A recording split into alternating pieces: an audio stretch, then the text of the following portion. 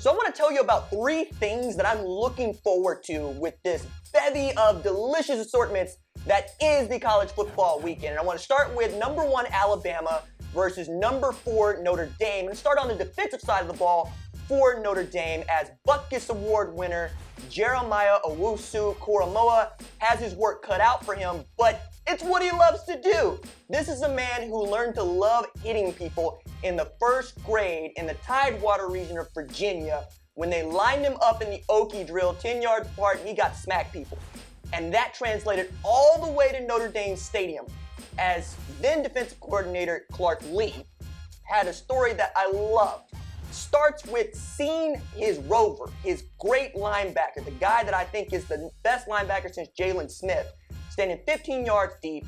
He reads a screen pass to the running back, closes with speed, and leads in a press box 50 yards away, and he hears the thud. What I want to know is, can he do it against Najee Harris?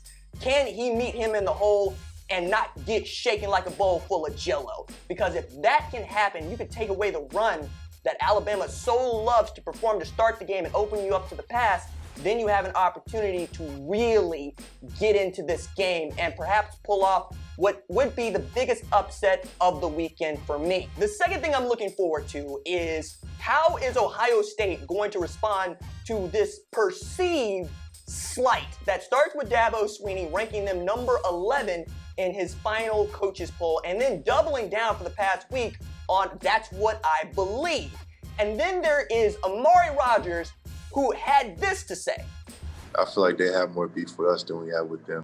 Look, it's a rivalry game whether he wants it to be or not right now, because we're talking about a Clemson team that has never lost to Ohio State and looks down on one of the blue bloods, one of the brand names of the sport, as they are coming back to this game with a vengeance. Remember, they lost this game against Clemson last year in the Fiesta Bowl and a shot to play for a national championship.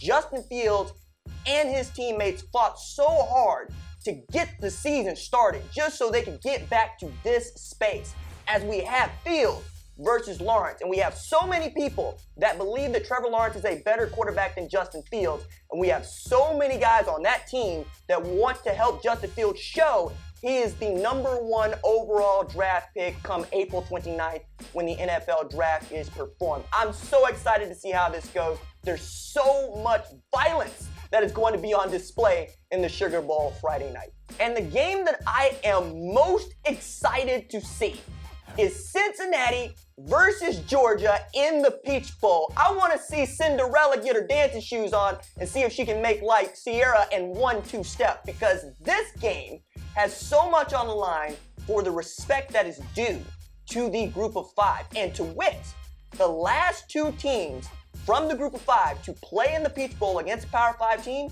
have won those games. Houston in 2015 and of course Central Florida in 2018.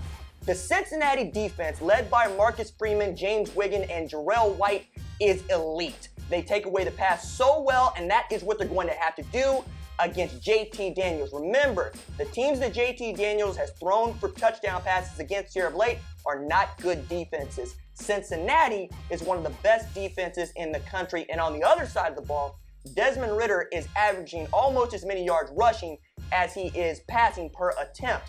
If they can establish the run and then get Desmond Ridder out in space and play ball control football, I expect Cincinnati to come away with a W here against a Georgia team that is facing so many opt-outs that include Eric Stokes and Monty Rice on the defensive side of the ball. They will be challenged in a way that they have not been challenged since they lost to Florida, and really since they lost to Alabama defensively.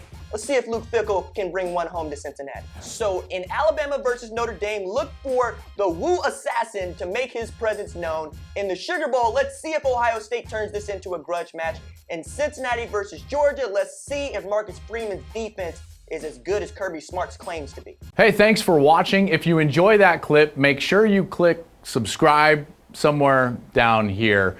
From game highlights to exclusive interviews and rankings, we've got everything you need as a college football fan right here, College Football on Fox.